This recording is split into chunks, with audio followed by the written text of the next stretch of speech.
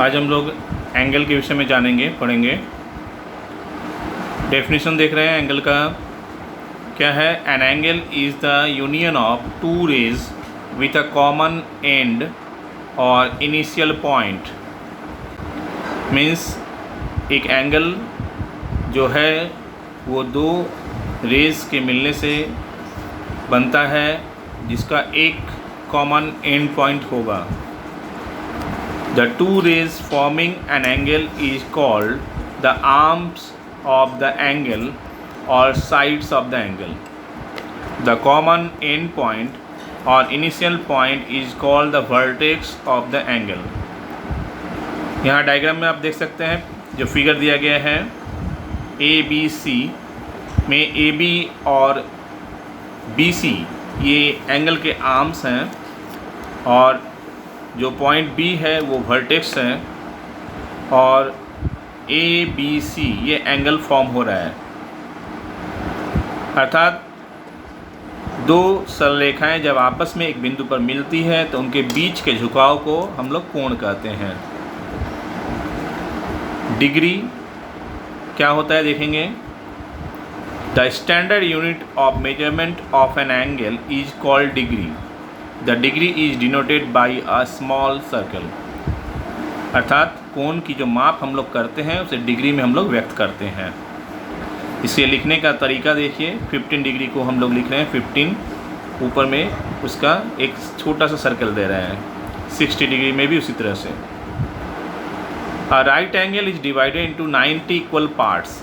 Each part is called a degree. एक समकोण को हम लोग 90 समान भागों में बांट सकते हैं। प्रत्येक भाग को हम लोग डिग्री के रूप में व्यक्त करते हैं। What is minute? Each degree is divided into 60 equal parts.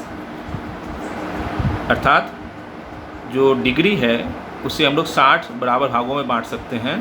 प्रत्येक भाग जो है मिनट कहलाता है।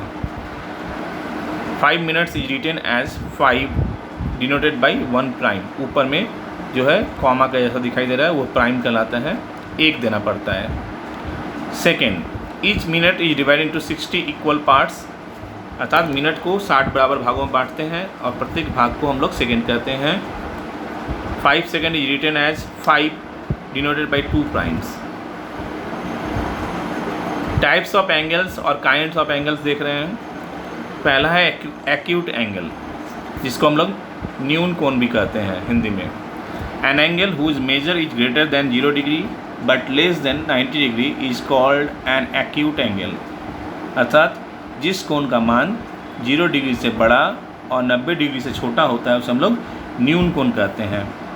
जैसे 1 डिग्री, 2 डिग्री, 3 डिग्री से लेकर हम लोग 89 डिग्री तक दिखा सकते हैं। यहाँ पे 45 डिग्री का एक्यूट एंगल बनाया गया है।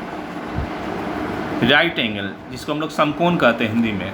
An angle whose measure is equal to 90 degree is called a right angle. अर्थात जिस कोण का मान 90 डिग्री के बराबर होता है उसे हम लोग समकोण कहते हैं। ऑब्ट्यूस एंगल अर्थात अधिक कोण। An angle whose measure is more than 90 degree but less than 180 degree is called an obtuse angle.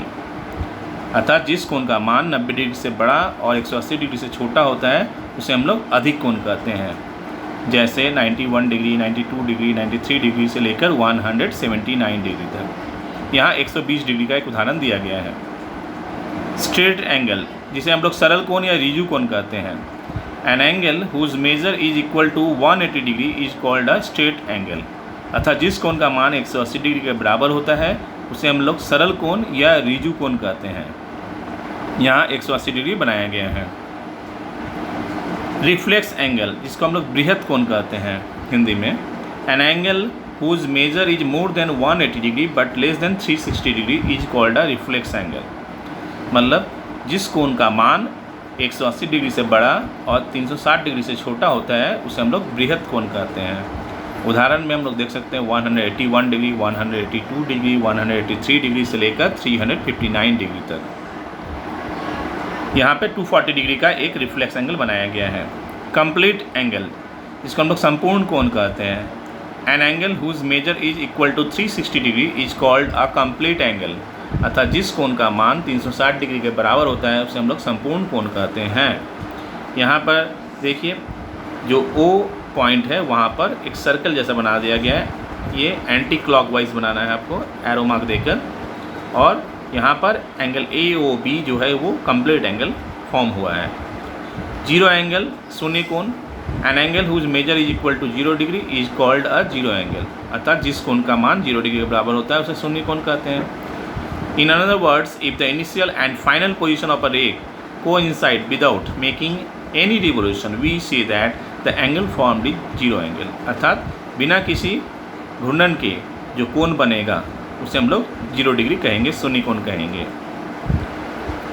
और एक चीज़ है देखिए, interior and exterior of an angle, अर्थात कोण के अंदर का भाग और बाहर का भाग।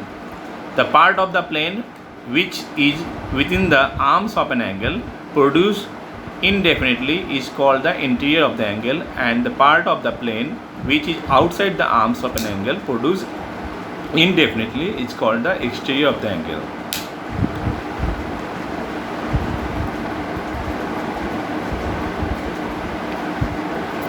Here P lies in the interior of the angle and Q and R lies in the exterior of angle AOB.